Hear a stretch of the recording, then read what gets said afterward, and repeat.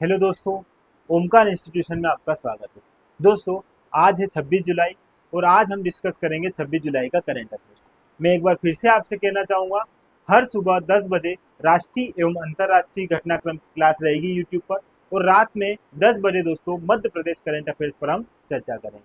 आज की इस क्लास को शुरू करने से पहले आप सभी को मैं कारगिल विजय दिवस की बहुत बहुत शुभकामनाएं देता हूं। दोस्तों, आज का दिन हमारे लिए बहुत महत्वपूर्ण है। कारगिल पर हमारे सैनिकों ने वहां पर इतनी ऊंचाई वाले स्तर पर प्रतिकूल स्थितियां होने के बावजूद भी विजय हासिल की थी। उन सभी शहीदों को, उन सभी सैनिकों को हम सब नमन करते हैं और इसके साथ ही आज का जो हमारा ये करंट अफेयर्स का सेशन प्रारंभ करते हैं। सबसे पहले हम सुर्खियों पर बात कर लेते हैं। आज की महत्वपूर्ण सुर्खियां क्या क्या है।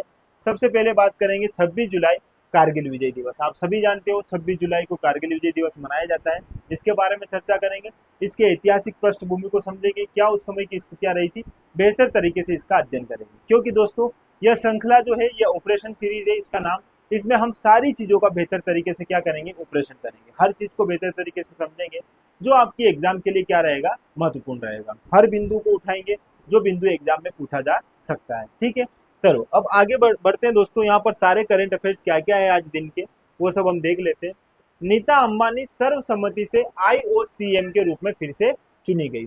आईओसी की सदस्य बनी गई है इंटरनेशनल ओलंपिक कमेटी। ठीक है, अंतरराष्ट्रीय ओलंपिक समिति की जो है फिर से सदस्य बनी है कौन, नीता अंबानी जी। इस पर हम बात करेंगे, आईओसी पे बात करेंगे, सारे बिंदु पर हम अच्छे से चर्चा करेंगे। अगला है दोस्तों, आइजोल में देश के 500वें सामुदायिक रेडियो स्टेशन का हुआ उद्घाटन।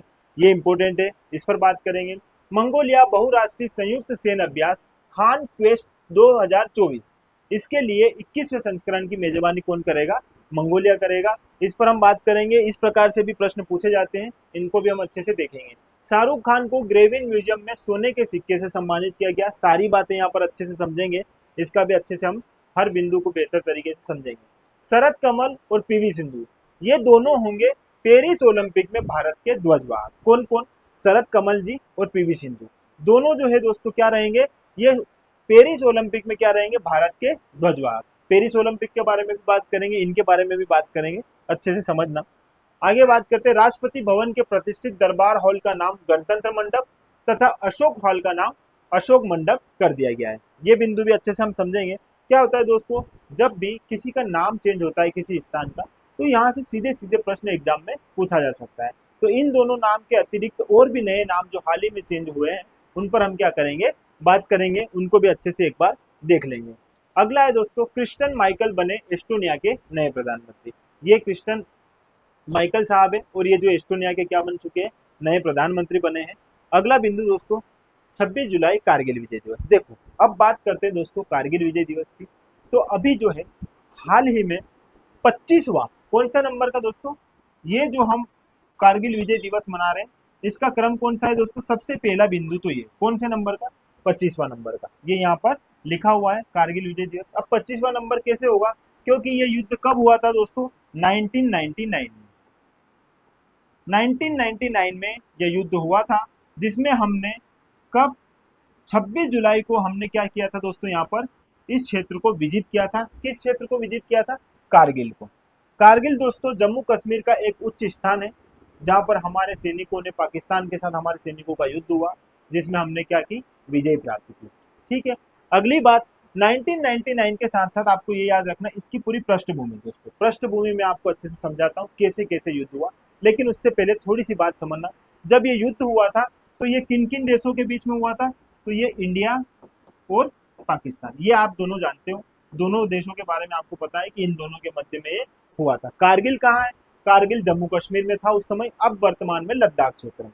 ठीक है, अगली बात, इंडिया जो है दोस्तों, उस समय इंडिया के प्राइम मिनिस्टर कौन थे, एक बात आप ये याद रख लीजिए, कौन थे, अटल जी। ठीक है, अटल बिहारी वाजपेयी जी जो है उस समय के क्या थे, प्रधानमंत्री थे। और मैं पाकिस्तान के पीएम की मैं बात करूं तो नवाज शरीफ, नवाज शरीफ जो है उस समय कौन थे, पाकिस्तान के क्या थे, प्रधानमंत्री थे। ठीक है, ये बिंदु इस प्रकार से भी यदि आपसे प्रश्न पूछे तो आपसे बनना चाहिए। ठीक है, इतनी सारी बातें तो आपको पता है दोस्तों। अब ये युद्ध लगभग लगभग कितने दिनों तक चला था, मैं यहाँ पर एक फिर से एक अलग पेज लेता हूँ, 84 डेज, कितने, 84 डेज तक ये युद्ध चला था। कितने दोस्तों? 84 दिन तक ये युद्ध चला था। 8 मई से, मान के चलो ये 8 मई से प्रारंभ हुआ था, तो लगभग 26 जुलाई जब तक विजयी हुए तब तक 1999। ये इस हिसाब से भी आप इसको याद रखना ना, लगभग 3 महीने तक ये युद्ध चला था। बहुत ही लंबा युद्ध चला था और इस युद्ध में भारतीय सैनिकों की जो परिस्थितियां थी वो बिल्कुल प्रतिकूल थी। प्रतिकूल मतलब विपरीत थी, क्योंकि क्या हुआ था दोस्तों, ये एक ऊंचा स्थान था, ठीक है, जिसमें दोस्तों ऊंचाई पर कौन थे? ऊंचाई पर पाकिस्तानी सैनिक थे। कौन थे? पाकिस्तानी सैनिक। और भारतीय सैनिक जो है यहाँ पर थे दोस्तों, इस वाले रीजन में, ठीक है। तो इस हिसाब से दोस्तों यहाँ पर भारत के जो सैनिक थे उनके लिए इस युद्ध में जितना ज्यादा मुश्किल था। क्यों था? क्योंकि यहाँ से आसानी से कोई सी भी चीज गिरा दी जा सकती है दोस्तों। बम, गोला बारूद अगर गिराना हो, फायरिंग करनी हो तो सीधी सीधी हो जाती थी, लेकिन यहाँ से वापस फायरिंग करने में बहुत ज्यादा अड़चने आ रही थी। ऐसी स्थिति में भारत को दोस्तों विजय इस स्थल को करना बहुत मुश्किल हो गया था। यहाँ पर दो बिंदु और याद रखना दोस्तों, दो ऑपरेशन यहाँ पर चलाए गए थे, दोनों ऑपरेशन इंपोर्टेंट थे। एक था ऑपरेशन विजय, ऑपरेशन विजय, ये याद रखना, ये नाम याद रखना दोस्तों। और एक था दोस्तों ऑपरेशन सफेद सागर। दोनों इंपोर्टेंट है। दोनों क्या है दोस्तों यहाँ पर इंपोर्टेंट है। क्यों इंपोर्टेंट है बताता हूँ। देखो अब क्या हो रहा है दोस्तों, इस युद्ध स्थल में भारतीय सैनिक अगर नीचे से कितनी भी चीजें करेंगे वो अच्छे से इन लोगों को क्या करेंगे, काउंटर नहीं कर पाएंगे, इन पर अच्छे से हमला नहीं कर पाएंगे। ऐसी स्थिति में भारतीय वायुसेना द्वारा क्या किया जाता है दोस्तों, भारतीय वायुसेना द्वारा एक ऑपरेशन चलाया जाता है, ऑपरेशन सफेद सागर। तो ऑपरेशन सफेद सागर का संबंध किससे है दोस्तों? तो कारगिल विजय से है।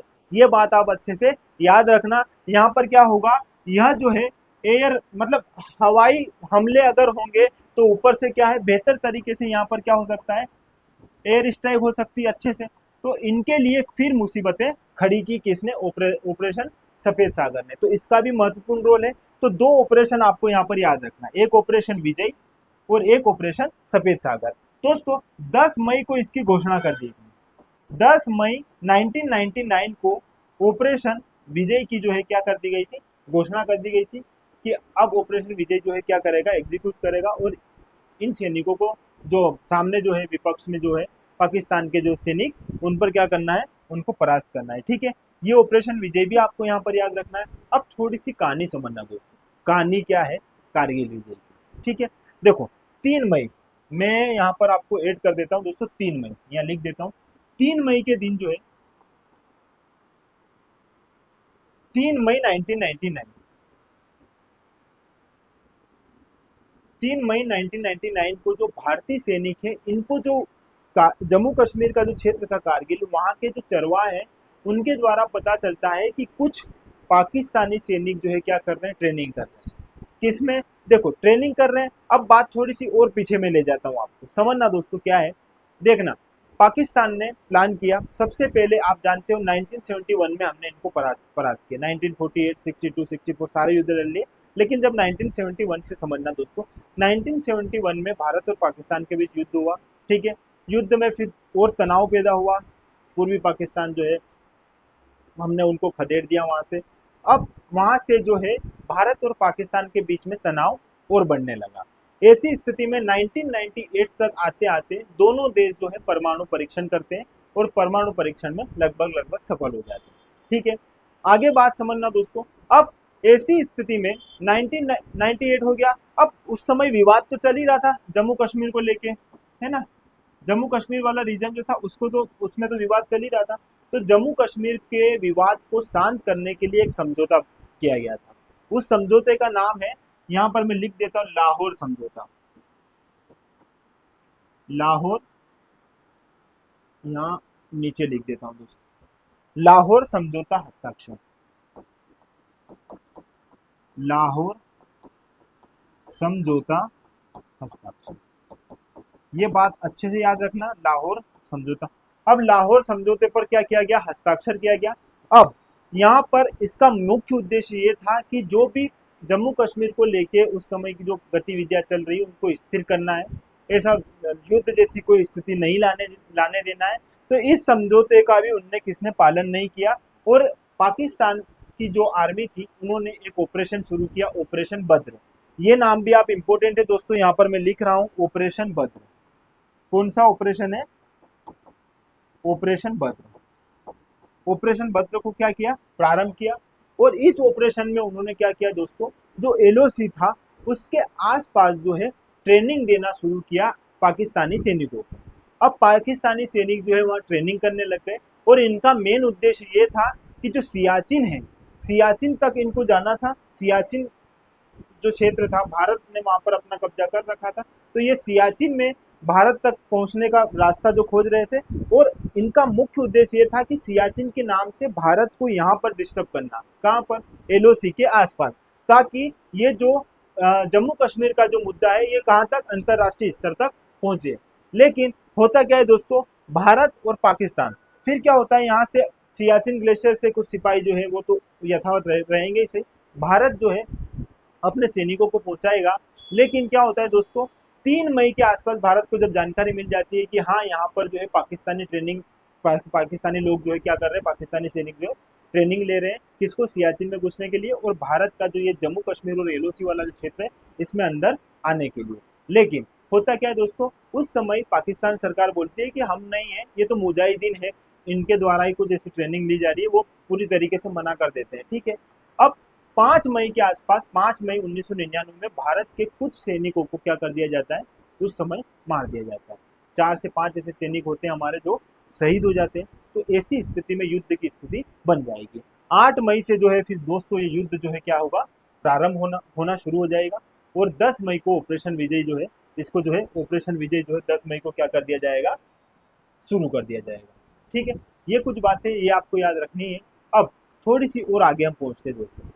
इन दोनों के मध्य युद्ध होता है, लगभग भारत जो है 2.5 लाख, बताया जाता है दोस्तों ऐसा कि 2.5 लाख से अधिक गोले जो है, गोला बारूद जो है भारत की सेना द्वारा इन पर डाला गया। और अंततः जो है भारत ने अच्छे से इस युद्ध को जीता, और जिसमें इन दोनों ऑपरेशन की महत्वपूर्ण भूमिका रही। तो ये कुछ बिंदु आपको यहाँ पर याद रखना है। ऑपरेशन विजय, ऑपरेशन सफेद सागर, इन सब का संबंध है दोस्तों किससे? कारगिल युद्ध से। ठीक है, तो ये कुछ बिंदु है आपको यहाँ पर, ये बातें आपको यहाँ पर याद रखना है। 84 दिन तक ये जो युद्ध चला था, ये भी आपको यहाँ पर याद रखना है। ठीक है, प्रधानमंत्री कौन थे? नवाज शरीफ पाकिस्तान के, और भारत के कौन थे? अटल बिहारी वाजपेयी। ये बिंदु है। इसके साथ ही साथ 25वां जो है इस बार कौन सा मनाया जा रहा है? 25वां। और उस समय पाकिस्तान ने कौन सा ऑपरेशन शुरू किया था? ऑपरेशन बद्र। तो ये कुछ इन्फॉर्मेशन है जो आपको यहाँ पर इस पॉइंट को लेकर याद रखनी थी। ये सारी बातें यहाँ पर याद रखना है ना। अगला बिंदु अब आप समझते दोस्तों। अगला बिंदु है दोस्तों हमारा, नीता अंबानी सर्वसम्मति से आईओसीएम के रूप में चुनी गई है। ये है नीता अंबानी जी, और इन्हें आईओसीएम, इंटरनेशनल ओलंपिक कमेटी के मेंबर के रूप में चुना गया है। इन्हें दोस्तों सेकेंड टाइम ये बात मौका मिला है। ठीक है, सेकेंड टाइम इनको वापस चुना गया है। पहले 2016 में जब रियो डी जेनेरियो हुआ था, रियो डी जेनेरियो में जो ओलंपिक हुआ था उसमें इनको क्या किया गया था? चुना गया था। ये बात आप जानते हो। इस बार इनको सेकेंड टाइम यहाँ पर चुना गया है। इनकी 142वीं जो समिति जो है, 142वां जो सत्र है, उसमें इन्हें 100% वोटों से क्या किया गया है? चुना गया है दोस्तों। ठीक है, ये बात आप सारे जानते हो। इंटरनेशनल ओलंपिक कमेटी इंपॉर्टेंट है, यहाँ से प्रश्न बन सकते हैं, तो इसको अच्छे से समझते हैं। ठीक है, इसमें एक व्यक्ति का नाम इंपॉर्टेंट है दोस्तों, याद रखना। फ्रांस के थे वो, पीरे डी कुबर्तिन। क्या नाम दोस्तों? पीरे डी कुबर्तिन। इनके सहयोग से इंटरनेशनल ओलंपिक कमेटी का क्या होता है? गठन होता है दोस्तों। कब होगा? 1894 में। 1894 में इनके द्वारा इसकी स्थापना की जाती है। और यह इंटरनेशनल ओलंपिक कमेटी क्या करती है दोस्तों? तो यह जिम्मेदारी से अपना काम करती है किसके संदर्भ में? ग्रीष्मकालीन और शीतकालीन ओलंपिक को संचालित करने में। ये बात आप जानते हो कि जितने भी ओलंपिक होंगे उन ओलंपिक को किसके द्वारा? आईओसी के द्वारा ही यह जो है कंडक्ट करवाया जाता है। आईओसी के गठन के 2 वर्ष पश्चात बाद ही दोस्तों, इसके 2 वर्ष बाद ही 1896 में जो है पहले जो है ओलंपिक की शुरुआत हो गई थी। ठीक है, यूनान में जो एथेंस है वहां पर पहला ओलंपिक जो है आयोजित किया गया था। किसके सहयोग से? आईओसी के सहयोग से। वर्तमान में इसके अध्यक्ष कौन है? इसके अध्यक्ष भी आप याद रख लीजिएगा दोस्तों, यहाँ पर अध्यक्ष है इसके थॉमस बाथ। थॉमस बाथ जो है इसके अध्यक्ष है। ये बात आप जानते हो, इंटरनेशनल ओलंपिक कमेटी के जो अध्यक्ष है ये थॉमस बाथ है। ये एक बड़ी संस्था है और इसका हेडक्वार्टर, एक नाम ये भी याद रखो, इसका हेडक्वार्टर कहाँ है दोस्तों? तो लुसान है। लुसान है इसका हेडक्वार्टर है। और लुसान कहाँ पर है? स्विट्जरलैंड में। स्विट्जरलैंड में जो है लुसान है और लुसान में इसका क्या है? हेडक्वार्टर है। ये कुछ बिंदु है जो आपको एग्जाम में सीधे सीधे पूछे जा सकते हैं। रही बात दोस्तों ओलंपिक की, अगर शुरुआत हुई तो 1896 में आधुनिक ओलंपिक की शुरुआत हुई। प्राचीन काल में सबसे पहले 776 ईसा पूर्व में जो है ओलंपिया शहर में, किस शहर में दोस्तों? ओलंपिया शहर में जो इसकी शुरुआत हुई थी, वो भी यूनान का एक शहर था ओलंपिया, वहां पर जो है किसकी शुरुआत हुई थी? ओलंपिक खेलों की। और आधुनिक रूप से 1896 में जो है एथेंस, यूनान जो है, यूनान में जो एथेंस है वहीं पर इसकी फिर से क्या है? आधुनिक रूप से शुरुआत हुई। किसके सहयोग से? पीरे डी कुबेर्तिन के सहयोग से। 1894 में जो है इस कमेटी का गठन किया गया था और 1896 में जो है यहाँ पर पहली बार ओलंपिक खेलों का आधुनिक रूप से क्या हुआ? शुरुआत हुआ। ये सारी बातें आप जानते हो, ये सारे फैक्ट यहाँ पर इंपॉर्टेंट है दोस्तों। तो नीता अंबानी जी जो है ये क्या बन चुकी है अब?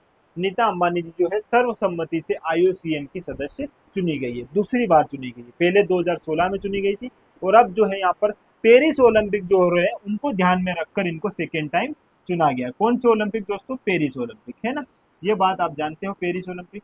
ठीक है, पेरिस में जो है ये ओलंपिक कितने टाइम में हो रहा है दोस्तों? तीसरी बार।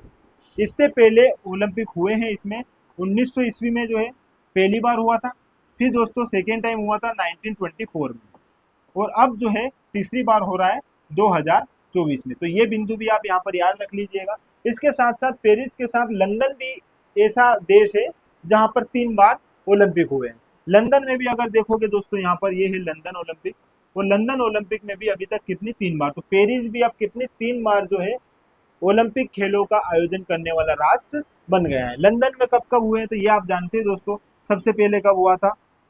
1908 में हुआ था। दूसरा कब हुआ था? 1948 में हुआ था। तीसरा कब हुआ था दोस्तों? 2012 में। ये सारे बिंदु आपको पता होने चाहिए। तो ये जो है नीता अंबानी जी जो है अब सर्वसम्मति से आईओसी की क्या बन चुकी है? मेंबर बन गई है। और ये आईओसी और ये ओलंपिक, इन सब बातों को आप बेहतर तरीके से एक बार देख लीजिएगा। यहाँ से बिंदु बनेगा तो अच्छे से आप कंप्लीट कर पाओ। अगला बिंदु है दोस्तों, आइजोल में देश के 500वें सामुदायिक रेडियो स्टेशन का हुआ उद्घाटन। कौन से क्रम का दोस्तों? 500वें नंबर का। आइजोल क्या है? आइजोल आप जानते हैं दोस्तों मिजोरम की राजधानी है। किसकी? मिजोरम की राजधानी है आइजोल, ये बात आप जानते हो। इसके साथ आप एक बात और समझना दोस्तों, यह जो है अपना फिल्मी रेडियो जो है अपना FM 90.0 के नाम से इसने क्या किया? इसे प्रारंभ किया गया है। यह क्या करेगा? मौसमी घटनाओं के बारे में अपडेट करेगा। ठीक है, ये सारी बातें जो है यहाँ पर इसके माध्यम से पता चलेगी, रेडियो स्टेशन के माध्यम से। ठीक है, यहाँ के सीएम कौन है और गवर्नर कौन है? सीएम जो है इनके कौन है दोस्तों? लाल दुहामो।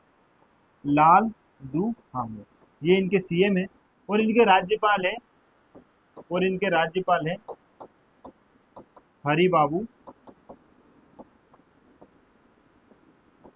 कंबलपति। ठीक है, तो ये सारे बिंदु आपको यहाँ पर इस बिंदु से याद रखने थे। अगला बिंदु दोस्तों, मंगोलिया बहुराष्ट्रीय संयुक्त सैन्य अभ्यास खान क्वेस्ट 2024 के 21वें संस्करण की क्या करेगा? मेजबानी करेगा। कौन से अभ्यास की? खान क्वेस्ट 2024। देखो मंगोलिया दोस्तों, मंगोलिया और यूएन, इन दोनों का पहले ये क्या हुआ करता था? द्विपक्षीय समझौता था। ये मंगोलिया और यूएन, इन दोनों का जो है ये द्विपक्षीय था, द्विपक्षीय समझौता था। कब? 2003 तक। लेकिन अब क्या है दोस्तों, 2008 से इसे बहुपक्षीय समझौता मान लिया गया है, क्योंकि अब इसमें सारे जो देश है आसपास के जो, वो भी इसमें क्या कर रहे हैं? शामिल हो रहे हैं। अब एक बात समझना, यह जो क्या करेगा दोस्तों? क्षेत्रीय शांति और संतुलन स्थापित करने के उद्देश्य से इसे प्रारंभ किया जाता है। याद रखना दोस्तों, मंगोलिया की अगर मैं बात करूं तो यह विश्व का दूसरा सबसे बड़ा लैंडलॉक कंट्री है। कौन सी लैंडलॉक कंट्री कौन सी है? सेकेंड। विश्व की दूसरी लैंडलॉक कंट्री है मंगोलिया। पहली कौन सी है ये भी याद रख लीजिए, पहली है दोस्तों कजाकिस्तान। कजाकिस्तान जो है दुनिया की पहली सबसे बड़ी जो है क्या है, दुनिया की सबसे बड़ी लैंडलॉक कंट्री है, ये बात याद रखना। दूसरी कौन सी है? मंगोलिया। दोनों बातें इंपॉर्टेंट है। अगर पॉपुलेशन के हिसाब से मैं बात करूं, सबसे ज्यादा पॉपुलेशन में जो है किस लैंडलॉक कंट्री में सबसे ज्यादा पॉपुलेशन रहती है,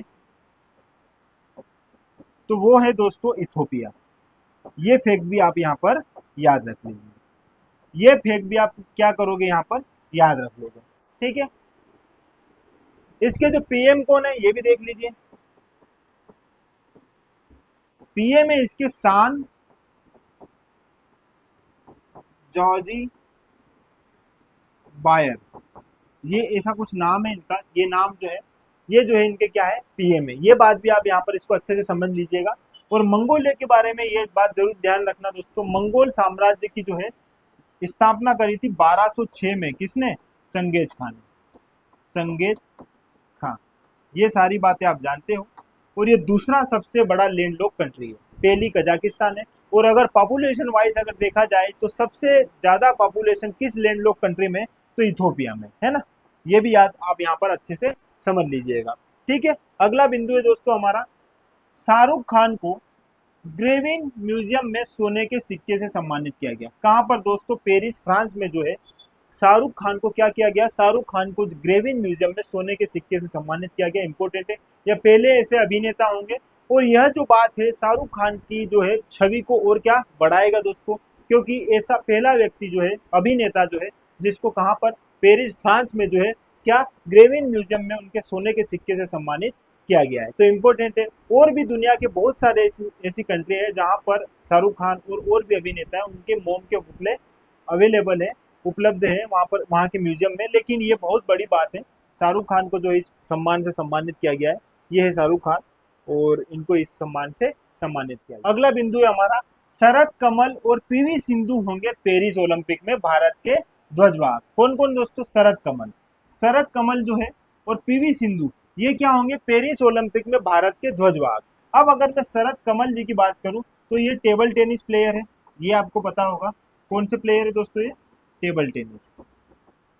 ये रहे शरद कमल, और ये टेबल टेनिस से संबंधित है। और पीवी सिंधु की मैं बात करूं तो ये है पीवी सिंधु, और आप इनके बारे में जानते हुए बैडमिंटन के प्लेयर, ठीक है, ये आप सब जानते हो दोस्तों। अगर मैं पेरिस ओलंपिक की बात करूं तो पेरिस ओलंपिक में एक रोचक बात अभी सामने आई है कि यह जो है दोस्तों पहली बार ऐसा ओलंपिक खेल होगा जिसकी ओपनिंग सेरेमनी वहां के स्टेडियम में न होकर यहाँ की एक पेरिस में एक नदी है, सीन नदी, वहां पर होगा। सीन नदी, ये भी याद रख लीजिएगा दोस्तों, सीन नदी पर जो है इसकी ओपनिंग सेरेमनी हो रही है। कौन सी नदी पर? सीन नदी पर। कहाँ है? पेरिस में। ये बात भी आप अच्छे से यहाँ पर समझ लीजिएगा। पेरिस ओलंपिक आज यानी 26 जुलाई से रात 11 बजे से प्रारंभ हो रहे हैं। 26 जुलाई यहाँ लिख देता हूँ, ठीक है, 26 जुलाई रात 11 से ये इनका प्रारंभ हो रहा है। ये बात भी आप जानते हैं दोस्तों। इन सब बातों के साथ साथ आपको यहाँ पर पेरिस ओलंपिक के बारे में एक बात और याद रखनी है कि यहाँ पर तीसरी बार जो है ग्रीष्मकालीन ओलंपिक खेलों का आयोजन किया जा रहा है। सबसे पहले 1896 के बाद जो दूसरा पेरिस ओलंपिक हुआ था 1900 ईस्वी में, तब हुआ था। दूसरा हुआ दोस्तों 1924 में, और तीसरा हुआ है दोस्तों अभी 2024 में। तो पेरिस ओलंपिक जो है ग्रीष्मकालीन ओलंपिक की मैं बात करूँ तो पेरिस में तीसरी बार यह ग्रीष्मकालीन ओलंपिक हो रहा है। ये सारी बातें आपको अच्छे से याद रखनी है। यहाँ से अगर इस प्रकार से प्रश्न बने तो समझना, शरद कमल जी और पीवी सिंधु दोनों जो है पेरिस ओलंपिक में क्या रहे हैं? भारत के ध्वजवाहक रहे। और ओलंपिक के बारे में मैंने आगे वाले बिंदु में सारी बातें बता दी है। तो ये बात याद जरूर रखना कि सीन नदी पर, कौन सी नदी? सीन नदी पर जो है इसकी ओपनिंग सेरेमनी होगी रात 11 बजे 26 जुलाई के दिन।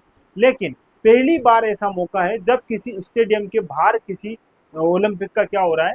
Opening ceremony. तो ये बिंदु इस हिसाब से यहाँ पर क्या है दोस्तों? इंपोर्टेंट। अब बात करते हैं अगले बिंदु पर। राष्ट्रपति भवन के प्रतिष्ठित दरबार हॉल का नाम गणतंत्र मंडप तथा अशोक हॉल का नाम अशोक मंडप किया गया है। इंपोर्टेंट है दोस्तों, जब भी नाम परिवर्तन होते हैं तो एग्जाम में यहाँ से सीधा सीधा प्रश्न बनता है। यहाँ पर क्या बता रहा है दोस्तों, यहाँ पर गणतंत्र मंडप, ठीक है, किसका नाम कर दिया गया है, दरबार हॉल का।